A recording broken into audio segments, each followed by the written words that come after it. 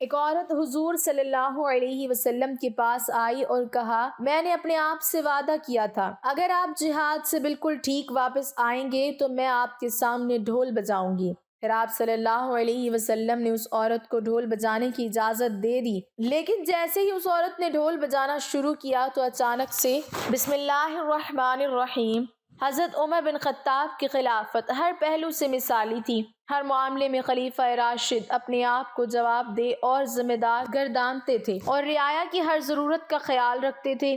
نظم حکومت مضبوط بنیادوں پر قائم تھا، ادارے منظم تھے، مواصلات کا نظام بہترین تھا، راستے محفوظ اور بہترین انداز میں بنائے گئے تھے۔ مصر اور مدینہ کا فاصلہ خاصاً طویل تھا، مگر حضرت عمر رضی اللہ تعالیٰ عنہ کے دور اندیش ذہن نے یہ فاصلہ پاٹ دیا۔ وہ اس طرح کہ مصر سے غلہ لانے کے لیے بحری جہاز استعمال کیے، جہازوں کے ذریعے غلہ جار کی بندرگاہ تک لایا جاتا تھا، وہاں سے پھر اونٹوں پر لاد کر محفوظ راستے کے ذریعے ایک دن اور ایک رات میں کارواں مدینہ پہنچ جاتا تھا۔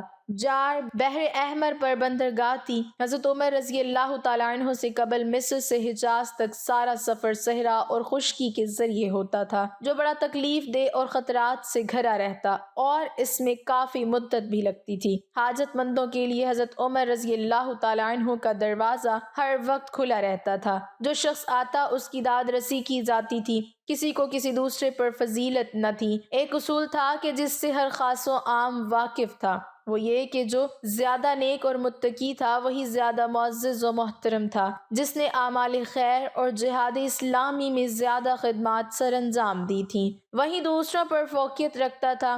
اس کے علاوہ کوئی دوسرا معیار نہ تھا جس سے لوگوں کا مرتبہ متعین کیا جاتا۔ جب حقداروں کو ان کا حق نہ ملے اور صاحب استحقاق کے مقابلے میں بااثر لوگوں کو ترجیح دی جانے لگے تو فساد پھیل جانا فطری امر ہے۔ حکمران اگر یہ اصول پیش نظر رکھیں کہ جس شخص نے امت کے لیے زیادہ قابل قدر خدمات سر انجام دی ہیں اس کی عزت افزائی اور قدر کی جائے تو اس سے بہت صحت مند رجحان پروان چڑھتا ہے۔ لوگ بھلائی اور خیر کے کاموں میں ایک دوسرے سے آگے بڑھنے کی کوشش کرتے ہیں اور نیکیاں برائیوں پر غالب آ جاتی ہیں۔ جرید بن حازم بن حسن سے مروی ہے، کچھ لوگ امیر المومنین عمر بن خطاب رضی اللہ تعالیٰ عنہ کے دروازے پر آئے، ان میں اصحاب بدر بھی تھے اور شیوخ قریش بھی۔ ان لوگوں نے اندر آنے کی اجازت مانگی۔ اصحاب بدر میں سے صہیب، خباب، عمار اور بلال رضی اللہ عنہم کو اندر آنے کی اجازت مل گئی، جبکہ ابو سفیان، حارث بن ہشام اور سہیل بن عمرو کو باہر انتظار کرنا پڑا۔ یہ سبھی بزرگ فتح مکہ کے بعد مسلمان ہوئے تھے۔ اس صورتحال کو دیکھ کر ابو سفیان نے کہا، آج کے دن سے زیادہ میں نے اپنی بے قدری کبھی نہیں دیکھی تھی۔ رؤسائے قریش باہر بیٹھے ہیں اور غلاموں کو اندر بلا لیا گیا ہے۔ یہ سن کر سہیل بن عمرو نے کہا، اے سرداران قریش، میں نے آپ کے چہروں پر ناراضگی کے آثار دیکھ لیے ہیں، اگر غصہ کرنا ہے تو اپنے آپ پر کریں۔ سارے لوگوں کے سامنے اسلام کی دعوت پیش کی گئی تھی اور آپ کو بھی مخاطب کیا گیا تھا۔ وہ لوگ جلدی سے آگے بڑھے اور آپ پیچھے رہ گئے۔ آپ کو اس دروازے سے ان کا پہلے داخل ہونا ناگوار گزر رہا ہے۔ خدا کی قسم یہ تو کوئی بات نہیں، وہ تو اپنے درجات کی بلندی میں آپ سے اتنے آگے بڑھ گئے ہیں کہ اگر آپ اس کا احساس کریں تو اپنی محرومی پر کف افسوس ملتے رہ جائیں۔ پھر مزید کہا، اے لوگو، یہ سب اللہ کی راہ میں جہاد اور سبقت اسلام کی وجہ سے آپ سے آگے بڑھ گئے ہیں۔ اب آپ کے لیے ایک ہی راستہ ہے کہ تلافی مافات کر سکیں اور وہ جہاد کا راستہ ہے۔ شاید اللہ تعالیٰ آپ کو شہادت کا رتبہ عطا کر کے آپ کی درجات بلند فرما دے۔ حضرت سہیل رضی اللہ تعالیٰ عنہ اس کے بعد اسلامی لشکروں کے ساتھ شام میں جا شامل ہوئے اور میدان جہاد میں شہادت پائی۔ جرید بن حازم بن حسن ان کے بارے میں مدرجہ ذیل واقعہ بیان کرنے کے بعد کہا کرتے تھے، اللہ کی قسم سہیل نے سچ کہا۔ جو بندہ اللہ کی طرف تیزی سے آگے بڑھ جائے، بھلا اس کے برابر دعوت کو ٹھکرا دینے والا کیسے ہو سکتا ہے؟ کسی شخص کے قرب اور دوری اور تقدیم و تاخیر کے لیے یہ معیار قائم ہو جائے تو سمجھیے کہ معاشرہ ٹھیک سمت میں جا رہا ہے۔ اگر کسی کا ذاتی جاہ و مال، مادی قوت اور گروہ بندی ہی امتیاز کی وجہ بن جائے تو یہ کھلے بگاڑ کا راستہ ہے۔ اصل چیز کردار اور اعمال صالح ہیں، نہ کہ حسب نسب اور ٹھاٹ باٹ۔ قرآن میں فرمایا گیا ہے، جس کسی نے ذرہ برابر نیکی کی وہ اسے دیکھ لے گا اور جس کسی نے ذرہ برابر برائی کی وہ بھی اسے دیکھ لے گا۔ حضرت عمر رضی اللہ تعالیٰ عنہ بطور حاکم اپنے فرائض کی ادائیگی میں سرگرم عمل رہتے تھے۔ بہت سے نیک نفس حکمران اور بھی ہیں جو اپنی جملہ ذمہ داریوں کی ادائیگی کا اہتمام کرتے تھے۔ آج بھی اگر کوئی حکمران سنجیدگی سے کمر ہمت باندھ لے تو یہ کام کر سکتا ہے، مگر حضرت عمر کا اس معاملے میں کمال یہ ہے کہ وہ ان فرائض کی ادائیگی میں لطف محسوس کرتے تھے۔ ان کے نزدیک یہ عبادت کا حصہ تھا۔ رعایا کے لیے جذبات محبت اور نیکی کے کاموں کے لیے ہمیشہ کمر بستہ رہنا ان کی شان تھی۔ انہوں نے خلافت کا بھاری بوجھ اٹھایا اور اس کا حق ادا کر دیا۔ اس بوجھ کے باوجود وہ دوسروں کا بوجھ کم کرنے اور اپنے اوپر زیادہ بوجھ لادنے کی فکر میں رہتے تھے۔ حقداروں کو ان کے پاس پہنچ کر حق ادا کیا کرتے تھے۔ وہ راتوں کو گلی کوچوں میں گھوم پھر کر لوگوں کے حالات معلوم کرتے اور ان کی ضروریات پوری کرنے کے لیے اپنے کندھوں پر بوجھ اٹھایا کرتے تھے۔ ایک مرتبہ حضرت عمر رضی اللہ تعالیٰ عنہ خود رجسٹر اٹھائے بنو خزاعیہ کے پاس قدید پہنچے اور ان کے وظیفے انہیں دیتے ہوئے فرمایا، یہ ان کا حق ہے، انہیں اپنا یہ حق وصول کر کے اتنی خوشی نہیں ہوئی ہوگی جتنی مجھے ادا کر کے ہو رہی ہے۔ تم لوگ میری تعریف نہ کرو، میں نے کیا تیر مارا ہے، بس اتنا فرض ادا کیا ہے، یہ عظمت کردار کہاں مل سکتی ہے۔ سربراہ مملکت اپنی پشت پر سامان لادے لوگوں تک پہنچتا ہے، مگر نہ کوئی اعلان ہوتا ہے، نہ تشہیر، نہ سپاس نامہ اور نہ قصیدہ خوانی۔ وہ اللہ کے سامنے حاضری اور جواب دہی کے احساس سے مالا مال تھے۔ انہیں معلوم تھا کہ بندوں کے معاملے میں اللہ نے ان پر کیا کچھ واجب کر رکھا ہے۔ آج صورتحال یہ ہے کہ بیچارے حقدار پوری زندگی اپنے جائز حقوق کے حصول کے لیے مارے مارے پھرتے ہیں۔ اکثر لوگوں کے حصے میں محرومی کے سوا کچھ نہیں آتا۔ حکومتی اداروں کو چلانے والوں کے دلوں میں اگر خوف خدا پیدا ہو جائے تو ہر حقدار کو اس کا حق مل سکتا ہے، مگر ایسا نہیں ہوتا۔ کیوں؟ اس کا جواب آسان بھی ہے اور مشکل بھی۔ حقیقت واضح ہے کہ خدا کا خوف دلوں میں نہیں ہے، مگر اس کا اظہار کوئی نہیں کر سکتا۔ حضرت عمر رضی اللہ تعالیٰ عنہ سخت گیر بھی تھے مگر ساتھ ہی نرم دل بھی تھے۔ جہاں سختی کی ضرورت ہوتی تھی وہاں سختی کرتے، اور جہاں نرمی کا موقع محل ہوتا وہاں آپ کی نرم دلی بے مثال ہوا کرتی۔ ایک مرتبہ ایک نوجوان غیر شادی شدہ جوڑا زنا میں پکڑا گیا۔ آپ نے لڑکے اور لڑکی دونوں پر حد تعزیرانہ جاری کی اور اس میں بالکل نرمی نہ دکھائی۔ حد جاری ہو چکی تو آپ نے ان سے کہا آپس میں شادی کر لو، مگر لڑکے نے انکار کر دیا۔ آپ نے اس کے انکار پر برا نہ مانا۔